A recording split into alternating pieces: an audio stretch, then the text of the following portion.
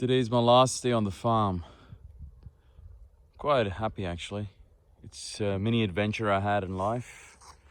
Milking cows. And now it's time to move on to the next chapter of my life. That's the vat where the milk is stored. Beautiful Southern Alps visible.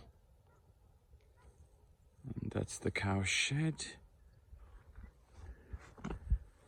And right out there was my house. The one with the black roof.